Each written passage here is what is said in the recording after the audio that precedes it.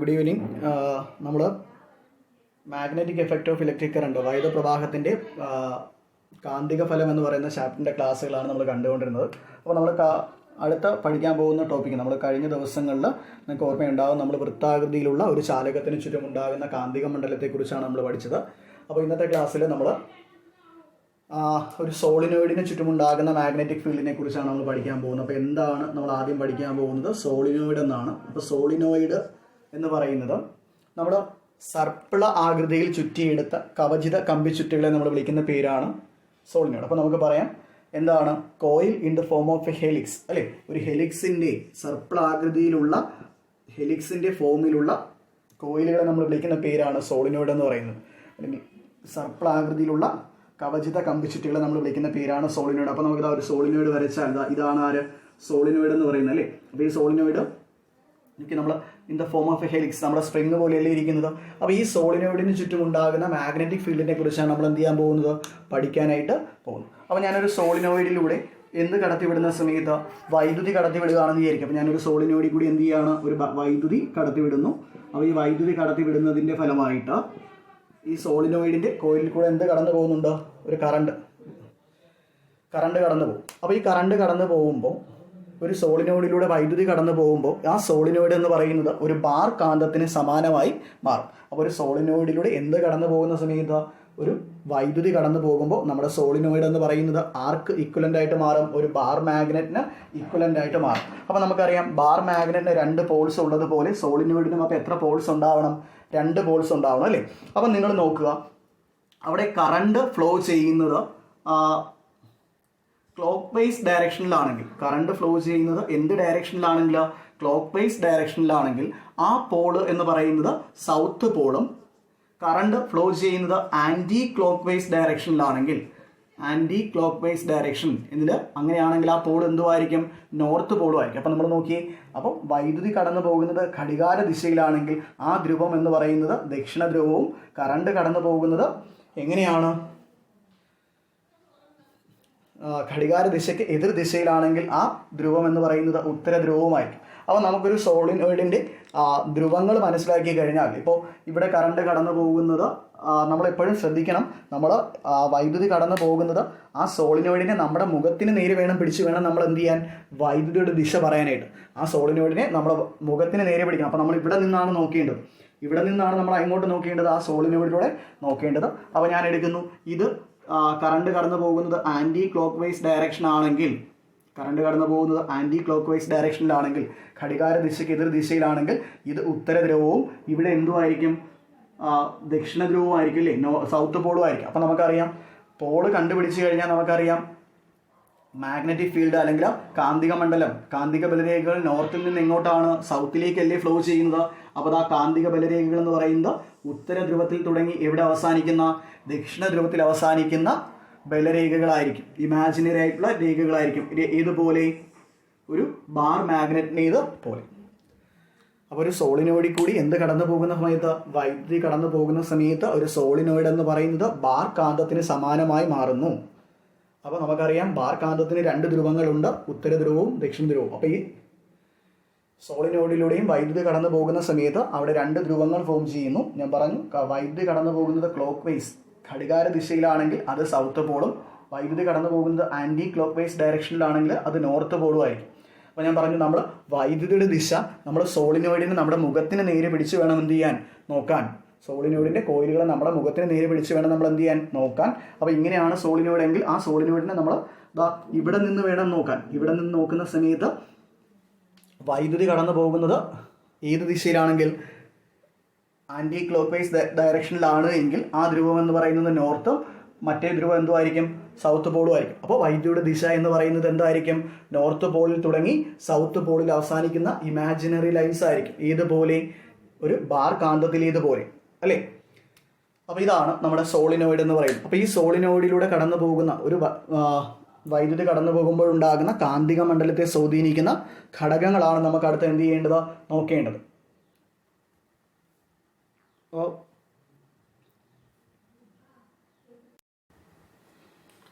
അപ്പോൾ നോക്കി അവൾ അടുത്ത നോക്കുന്ന ഈ സോളിനോയിഡിന് ചുറ്റും വൈദ്യുതി കടന്നു പോകുമ്പോഴുണ്ടാകുന്ന കാന്തിക മണ്ഡലത്തെ സ്വാധീനിക്കുന്ന ഘടകങ്ങളെക്കുറിച്ചാണ് നമ്മൾ അടുത്ത് നോക്കുന്നത്.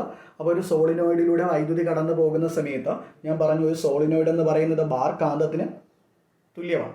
അപ്പോൾ നമ്മൾ ഈ കടന്നു പോകുന്ന വൈദ്യുതിയുടെ ദിശ മാറുന്ന സമയത്ത്, ഞാൻ കറണ്ടിൻ്റെ ഡയറക്ഷൻ ചേഞ്ച് ചെയ്യുന്ന സമയത്ത് ആ സോളിനോയിഡിൻ്റെ ധ്രുവങ്ങളും എന്ത് ചെയ്യാറുണ്ട്, മാറാറുണ്ട് അല്ലേ. അപ്പോൾ നമുക്ക് പറയാം ഒരു സോളിനോയിഡിലൂടെ കടന്നു പോകുന്ന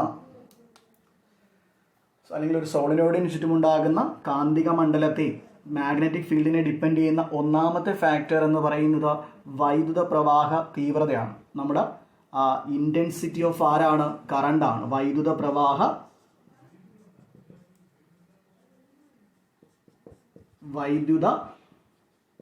പ്രവാഹ തീവ്രതയാണ്. അപ്പോൾ ഒന്നാമത്തെ ആളായി വൈദ്യുത പ്രവാഹ തീവ്രത. ഇനി രണ്ടാമത്തെ ആൾ എന്ന് പറയുന്നത് നമ്പർ ഓഫ് ടേൺസ് ആണ്.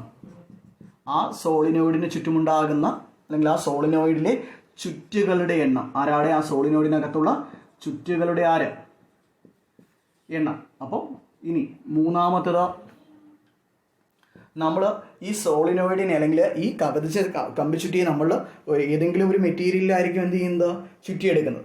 അപ്പോൾ ഞാനിപ്പോൾ ഇതിനകത്താണ് നമ്മൾ ചുറ്റിയെടുക്കുന്നതെങ്കിൽ ഈ മെറ്റീരിയലിൻ്റെ നേച്ചർ, അപ്പോൾ നമുക്ക് പറയാം നേച്ചർ ഓഫ് ദ കോർ നമ്മൾ ഉപയോഗിക്കുന്ന കോറിൻ്റെ എന്താ നേച്ചർ. അപ്പോൾ നമുക്ക് പറയാം പച്ചിരുമ്പ് കോറിൻ്റെ സ്വഭാവം. ആരുടെ സ്വഭാവമാണ്? പച്ചിരുമ്പ് കോറിൻ്റെ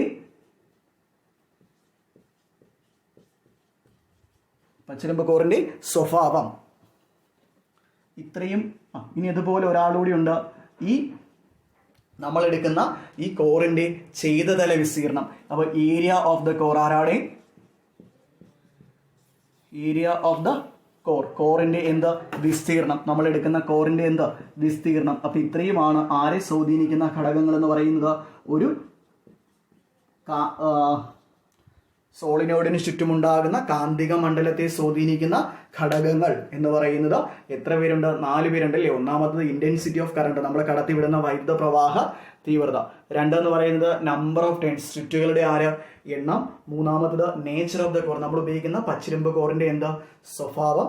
നാലാമത്തത് ഏരിയ ഓഫ് ദ കോർ, നമ്മൾ ഉപയോഗിക്കുന്ന ആ കോറിൻ്റെ ഏരിയ ഓഫ് ക്രോസ് സെക്ഷൻ, കോറിൻ്റെ എന്താ, ഛേദതല വിസ്തീർണം. ഈ 4 പേരാണ് ആ സോളിനോയിഡിന് ചുറ്റുമുണ്ടാകുന്ന മാഗ്നറ്റിക് ഫീൽഡിനെ അഥവാ കാന്തിക മണ്ഡലത്തെ സ്വാധീനിക്കുന്ന ഘടകങ്ങൾ.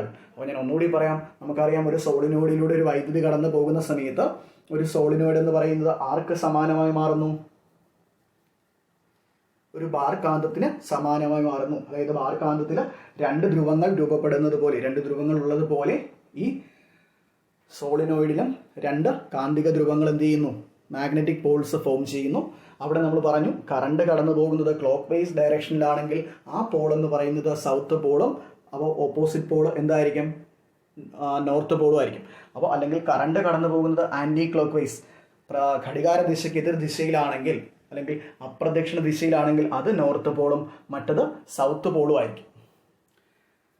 അപ്പോൾ നമുക്ക് സോളിനോയിഡിൻ്റെ പോൾസ് ഐഡൻറ്റിഫൈ ചെയ്ത് കഴിഞ്ഞാൽ നമുക്ക് മാഗ്നറ്റിക് ഫീൽഡ് വരയ്ക്കാൻ പറ്റും അല്ലേ. എന്ത് ചെയ്താൽ മതി? ഉത്തര ധ്രുവത്തിൽ തുടങ്ങി ദക്ഷിണ ധ്രുവത്തിലേക്ക് അവസാനിക്കുന്ന ഇമാജിനറി ലൈൻസ് വരച്ചാൽ മതി. നോർത്ത് പോളിൽ തുടങ്ങി എവിടെ അവസാനിക്കുന്ന, സൗത്ത് പോളിൽ അവസാനിക്കുന്ന ഇമാജിനറി ലൈൻസ് നമ്മൾ ഡ്രോൺ ചെയ്താൽ മതി.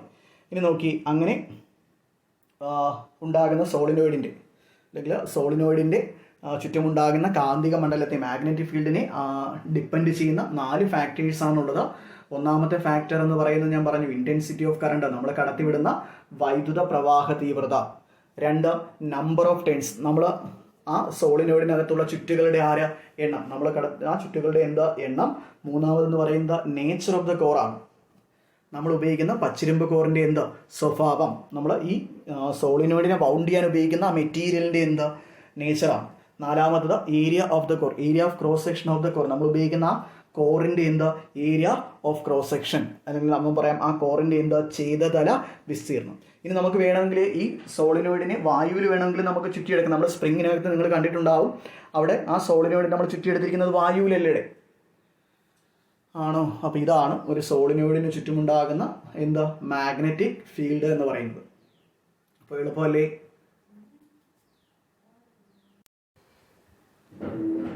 ഓക്കെ, അടുത്ത് നമ്മൾ നോക്കുന്നത് മോട്ടോർ പ്രിൻസിപ്പിൾ അഥവാ മോട്ടോർ തത്വം എന്ന് പറയുന്നത്. അപ്പോൾ ഞാൻ ഇവിടെ എ ബി എന്ന് പറയുന്ന ഒരു കണ്ടക്ടറിനെ ഒരു യു ഷേപ്പ്ഡ് മാഗ്നറ്റിന് ഉള്ളിൽ അല്ലെങ്കിൽ ഒരു മാഗ്നറ്റിക് ഫീൽഡിനകത്ത് ഒരു കാന്തിക മണ്ഡലത്തിനുള്ളിൽ പ്ലേസ് ചെയ്തിരിക്കുകയാണ്. അപ്പോൾ ഈ കാണുന്നത് ഒരു മാഗ്നറ്റാണ്, നോർത്ത് സൗത്ത് ഡയറക്ഷൻ അല്ലെങ്കിൽ പോൾസോടുകൂടി ഒരു മാഗ്നറ്റാണ്. അപ്പോൾ ഈ മാഗ്നറ്റിനകത്താണ് ഞാൻ എ ബി എന്ന് പറയുന്ന കണ്ടക്ഷനെ എന്ത് ചെയ്തിരിക്കുന്നത്, പ്ലേസ് ചെയ്തിരിക്കുന്നത്. അപ്പോൾ നിങ്ങൾ ഇതാണ് നമ്മുടെ മാഗ്നറ്റ് എങ്കിൽ ഈ മാഗ്നറ്റിനകത്താണ് ഞാൻ ആരെ പ്ലേസ് ചെയ്തിരിക്കുന്നത് വിചാരിക്കുക, നമ്മുടെ കണ്ടക്ഷനെ പ്ലേസ് ചെയ്തിരിക്കുന്നത്. അപ്പോൾ അത് ഇങ്ങനെ പ്ലേസ് ചെയ്തിരിക്കുന്നു. ഉണ്ട് ഈ കണ്ടക്ഷൻ്റെ രണ്ട് എൻഡുകളെ ഞാൻ ആരുമായിട്ട് ബന്ധിപ്പിക്കുന്നു, ഒരു ബാറ്ററിയുമായിട്ട് ബന്ധിപ്പിക്കുന്നു, കണക്ട് ചെയ്യുന്നു വിചാരിക്കുക. അപ്പോൾ നമുക്കറിയാം കറണ്ട് പോസിറ്റീവ് ഡയറക്ഷനിൽ നിന്ന് നെഗറ്റീവ് ഡയറക്ഷനിലേക്ക് എന്ത് ചെയ്യുന്നു, ഫ്ലോ ചെയ്യുന്നു. അപ്പോൾ ഈ കണ്ടക്ടറിലൂടെ എ ബി എന്ന് പറയുന്ന കണ്ടക്ടറിലൂടെ കറണ്ട് എന്ത് ചെയ്യുന്നു, എ ടു ബി ഫ്ലോ ചെയ്യുന്നതിൻ്റെ ഫലമായിട്ട്. അപ്പോൾ കറണ്ട് എന്ന് പറയുന്നത് ഏത് ഡയറക്ഷനിലാണ് ഫ്ലോ ചെയ്യുന്നത്, എയിൽ നിന്ന് ബിയിലേക്ക് എന്ത് ചെയ്യുന്നു, കറണ്ട് ഫ്ലോ ചെയ്യുകയാണ്. അപ്പോൾ ഇങ്ങനെ ഒരു മാഗ്നറ്റിക് ഫീൽഡിനകത്തിരിക്കുന്ന ഈ നിങ്ങൾ നോക്കിയാൽ ഈ എ ബി എന്ന് പറയുന്ന കണ്ടക്ടർ ഇരിക്കുന്നത് ഒരു കാന്തത്തിനുള്ളിലാണ്. അപ്പോൾ ആ എ ബി എന്ന് പറയുന്ന മാഗ്നറ്റിക് കണ്ടക്ടർ മാഗ്നറ്റിക് ഫീൽഡ് അല്ലെങ്കിൽ കാന്തിക മണ്ഡലത്തിനുള്ളിലാണ് ഇരിക്കുന്നത്. ഇങ്ങനെ കാന്തിക മണ്ഡലത്തിനുള്ളിലിരിക്കുന്ന ഒരു കണ്ടക്ടറിലൂടെ എന്ത് കടന്നു പോവുകയാണ്, കറണ്ട് കടന്നു പോകുന്നതിൻ്റെ ഫലമായിട്ട് ആ കണ്ടക്ടറിനകത്ത് ഒരു ബലം രൂപപ്പെടുന്നു, ഒരു ഫോഴ്സ് എന്ത് ചെയ്യുന്നു, ഫോം ചെയ്യുന്നു. ആ കണ്ടക്ടറിൽ എന്ത് ഫോം ചെയ്യുന്നു, ഒരു ബലം ഫോം ചെയ്യുകയും ആ കണ്ടക്ടർ ബലത്തിൻ്റെ ഡയറക്ഷനിൽ എന്ത് ചെയ്യുകയും ചെയ്യും, മൂവ് ചെയ്യുകയും ചെയ്യും. അപ്പോൾ ആ പ്രിൻസിപ്പിളിന് അല്ലെങ്കിൽ ആ തത്വത്തെ നമ്മൾ വിളിക്കുന്ന പേരാണ് മോട്ടോർ പ്രിൻസിപ്പിൾ. അപ്പോൾ മോട്ടോർ പ്രിൻസിപ്പിൾ പറയുന്നത് ഒരു കാന്തിക മണ്ഡലത്തിലിരിക്കുന്ന വൈദ്യുതവാഹിയായ ഒരു ചാലകത്തിലൂടെ അല്ലെങ്കിൽ വൈദ്യുതവാഹിയായ ഒരു ചാലകത്തിലൂടെ വൈദ്യുതി കടന്നു പോകുന്നതിൻ്റെ ഫലമായിട്ട് അല്ലെങ്കിൽ ഒരു കാന്തിക മണ്ഡലത്തിലിരിക്കുന്ന ഒരു ചാലകത്തിലൂടെ വൈദ്യുതി കടന്നു പോകുന്നതിൻ്റെ ഫലമായി ആ ചാലകത്തിനുള്ളിൽ ആ കണ്ടക്ടറിനകത്ത് ഒരു ബലം അഥവാ ഒരു ഫോഴ്സ് എന്ത് ചെയ്യുന്നു, ഫോം ചെയ്യുന്നു. ആ കണ്ടക്ടർ ബലത്തിൻ്റെ ഡയറക്ഷനിൽ എന്ത് ചെയ്യുന്നു, മൂവ് ചെയ്യുകയും ചെയ്യും. അപ്പോൾ ഏത് ഡയറക്ഷനിലാണോ ഫോഴ്സ് ഉണ്ടാകുന്നത് ആ ഡയറക്ഷനിൽ കണ്ടക്ടർ എന്ത് ചെയ്യും, മൂവ് ചെയ്യും. ആ പ്രിൻസിപ്പിൾ നമ്മൾ വിളിക്കുന്ന പേരാണ് മോട്ടോർ പ്രിൻസിപ്പിൾ. അപ്പോൾ നിങ്ങൾ നോക്കിക്കഴിഞ്ഞാൽ നമുക്കറിയാം നോർത്ത് പോളും സൗത്ത് പോളും അറിഞ്ഞാൽ മാഗ്നറ്റിക് ഫീൽഡ് എന്ന് പറയുന്നത് നോർത്തിൽ നിന്ന് ഇങ്ങോട്ടാണ്, സൗത്തിലേക്കല്ലേ. അപ്പോൾ ഇവിടെ മാഗ്നറ്റിക് ഫീൽഡ് ഉണ്ട്. അപ്പോൾ ഈ നമ്മുടെ ഈ കണ്ടക്ടർ ഇരിക്കുന്നത് എവിടെയാണ്, മാഗ്നറ്റിക് ഫീൽഡിനകത്തല്ലേ. അപ്പോൾ ഇങ്ങനെ മാഗ്നറ്റിക് ഫീൽഡിനകത്തിരിക്കുന്ന ഒരു കണ്ടക്ടറിലൂടെ ഞാൻ കറണ്ട് കടത്തി വിട്ടാൽ ആ കണ്ടക്ടറിനകത്ത് ഒരു ബലം ഉണ്ടാവുകയും കണ്ടക്ടർ ഫോഴ്സ് അല്ലെങ്കിൽ ബലത്തിൻ്റെ ഡയറക്ഷനിൽ മൂവ് ചെയ്യുകയും ചെയ്യും. അപ്പോൾ ബലം ഏത് ഡയറക്ഷൻ, ബലം ഇങ്ങോട്ടാണെങ്കിൽ കണ്ടക്ടർ ആ ഡയറക്ഷനിൽ എന്ത് ചെയ്യും, മൂവ് ചെയ്യും. ബലം ഇങ്ങോട്ടാണെങ്കിൽ കണ്ടക്ടർ ഈ ഡയറക്ഷനിൽ എന്ത് ചെയ്യും, മൂവ് ചെയ്യും. അപ്പോൾ ആ പ്രിൻസിപ്പിളിനെ നമ്മൾ വിളിക്കുന്ന പേരാണ് മോട്ടോർ പ്രിൻസിപ്പിൾ അല്ലെങ്കിൽ മോട്ടോർ തത്വം എന്ന് പറയുന്നത്. അപ്പോൾ മോട്ടോർ തത്വം പറയുന്നത് അല്ലെങ്കിൽ മോട്ടോർ പ്രിൻസിപ്പിൾ പറയുന്നത് ഒരു കാന്തിക മണ്ഡലത്തിലിരിക്കുന്ന ഒരു ചാലകത്തിലൂടെ വൈദ്യുതി കടന്നു പോകുമ്പോൾ ആ ചാലകത്തിന് ചുറ്റും ഒരു ബലം ഉണ്ടാവുകയും ചാലകം ബലത്തിൻ്റെ ദിശയിൽ സഞ്ചരിക്കുകയും അല്ലെങ്കിൽ ചലിക്കുകയും ചെയ്യുന്നു. നമുക്ക് പറയാം എന്താ, when current is passing through a conductor placed in a magnetic field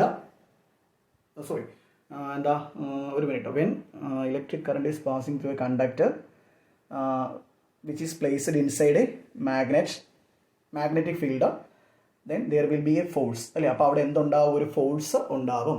അപ്പോൾ ഒരു കണ്ടക്ടർ മാഗ്നറ്റിക് ഫീൽഡിൽ ഇരിക്കുന്ന ഒരു കണ്ടക്ടറിലൂടെ കറണ്ട് കടന്നു പോയാൽ അവിടെ ഒരു ഫോഴ്സ് ഉണ്ടാവും. ആ പ്രിൻസിപ്പിൾ നമ്മൾ വിളിക്കുന്ന പേരാണ് എന്താ, മോട്ടോർ പ്രിൻസിപ്പിൾ. അപ്പോൾ മോട്ടോർ പ്രിൻസിപ്പിൾ എന്താണെന്ന് അറിയാം. അപ്പോൾ ഇവിടെ ഒരു ഫോഴ്സ് ഫോം ചെയ്യുന്നു, ഒരു ബലം ഉണ്ടാകുന്നു. അപ്പോൾ നിങ്ങൾ നോക്കി ആ ഉണ്ടാകുന്ന അല്ലെങ്കിൽ ഈ മോട്ടോർ പ്രിൻസിപ്പിൾ വെച്ച് പ്രവർത്തിക്കുന്ന രണ്ട് ഉപകരണങ്ങളാണ് നമുക്ക് പഠിക്കേണ്ടത്. ഒന്ന് ഇലക്ട്രിക് മോട്ടോർ, എന്താണ് ഇലക്ട്രിക് മോട്ടോർ, വൈദ്യുത മോട്ടോർ, നമുക്ക് മലയാളത്തിലൂടെ പറയാം വൈദ്യുത മോട്ടോറും. രണ്ടാമതെന്ന് പറയുന്നത് മൂവിങ് കോയിൽ ലൗഡ് സ്പീക്കർ.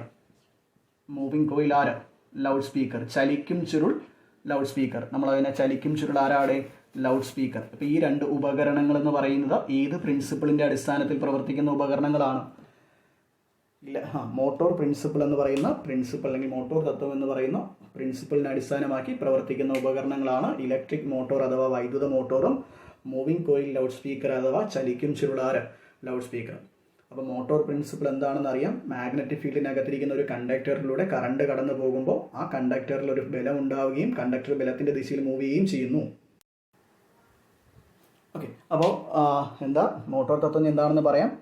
എന്താണ് ഒരു മാഗ്നറ്റിക് ഫീൽഡിനകത്തിരിക്കുന്ന കറണ്ട് ക്യാരിയിങ് കണ്ടക്ടറിലൂടെ കറണ്ട് കടന്നു പോയാൽ അവിടെ ഒരു ബലം എന്ത് ചെയ്യുന്നു ഉണ്ടാവുകയും കണ്ടക്ടർ ബലത്തിൻ്റെ ദിശയിൽ ചലിക്കുകയും ചെയ്യുന്നു.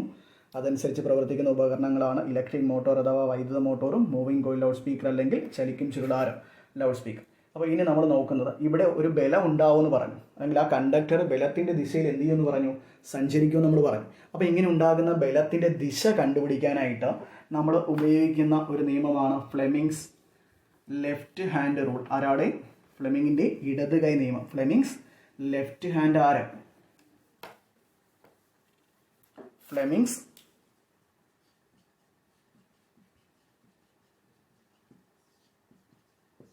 Left hand rule. ഫ്ലെമിങ്ങിൻ്റെ എന്താ?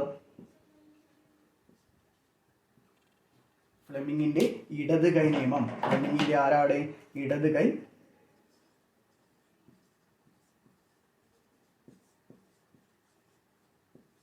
ഫ്ലെമിങ്ങിൻ്റെ ഇടതു കൈ ആര്? നിയമം. അപ്പോൾ നമുക്ക് ഫ്ലെമിങ്ങിൻ്റെ ഇടത് കൈ നിയമം എന്തിനു വേണ്ടിയാണ് ഉപയോഗിക്കുന്നത്? മോട്ടോർ തത്വത്തിൻ്റെ ഫലമായി ഉണ്ടാകുന്ന എന്താ ബലത്തിൻ്റെ ദിശ കണ്ടുപിടിക്കുന്നതിന് വേണ്ടി ഉപയോഗിക്കുന്ന നിയമമാണ് ആരാ? ഫ്ലെമിങ്ങിൻ്റെ ഇടത് കൈ നിയമം എന്ന് പറയുന്നത് അല്ലേ. അപ്പോൾ നമുക്ക് നോക്കി, അപ്പോൾ എന്താ ഫ്ലെമിങ്ങിൻ്റെ ഇടത് കൈ നിയമം പറയുന്നതെന്ന് വെച്ചാൽ, നമ്മൾ ഇടത് കൈയിലെ തള്ളവിരൽ, ചൂണ്ടുവിരൽ, നടുവിരൽ ഇവ പരസ്പരം ലംബമായി വരത്തക്ക വിധം പിടിച്ചാൽ, അപ്പോൾ ഇവർ പരസ്പരം ലംബമായി വരുന്നതക്ക വിധം ഞാൻ എന്ത് ചെയ്തിരിക്കുകയാണ്? പിടിച്ചിരിക്കുകയാണ്. അപ്പോൾ നിങ്ങൾ നോക്കിയേ, ഇവിടെ തള്ളവിരലുണ്ട്, ചൂണ്ടുവിരലുണ്ട്, നടുവിരലുണ്ട്. അപ്പോൾ ഇവർ thumb, forefinger and middle finger ഞാൻ മ്യൂച്വലി പെർപെൻഡിക്കുലറായിട്ട് ഹോൾഡ് ചെയ്യുന്നു. അപ്പോൾ നമ്മുടെ ചൂണ്ടുവിരൽ എന്ന് വെച്ചാൽ ഫോർ ഫിംഗർ മാഗ്നറ്റിക് ഫീൽഡിൻ്റെയും കാന്തിക മണ്ഡലത്തിൻ്റെ ദിശയെയും, നമ്മുടെ നടുവിരൽ മിഡിൽ ഫിംഗർ കറണ്ടിൻ്റെയും ഡയറക്ഷനെ സൂചിപ്പിച്ചാൽ, വൈദ്യുതിയുടെ ദിശയും സൂചിപ്പിച്ചാൽ, തമ്പ് എങ്ങോട്ടാണോ പോയിന്റ് ചെയ്യുന്നത് ആ തമ്പ് ബലത്തിൻ്റെ ദിശയെ നമ്മൾ എന്ത് ചെയ്യുന്നു? സൂചിപ്പിക്കുന്നു. തമ്പ് ആരുടെ ദിശയെ സൂചിപ്പിക്കും? ഫോഴ്സിൻ്റെ ഡയറക്ഷൻ എന്തിയോടെ സൂചിപ്പിക്കും.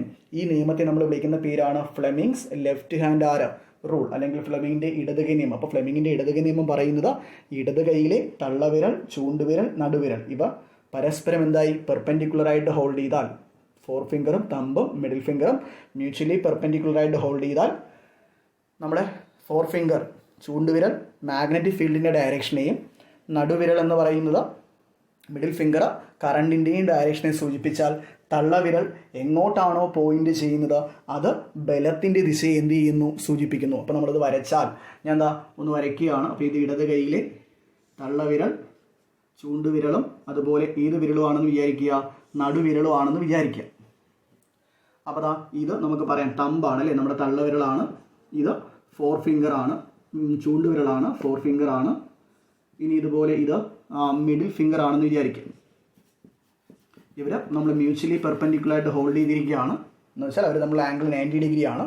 അങ്ങനെയാണെങ്കിൽ ഫോർ ഫിംഗർ മാഗ്നറ്റിക് ഫീൽഡിൻ്റെ കാന്തിക മണ്ഡലത്തിൻ്റെ ദിശയും, മാഗ്നറ്റിക് ഫീൽഡ് കാന്തിക മണ്ഡലത്തിൻ്റെ ദിശയെയും,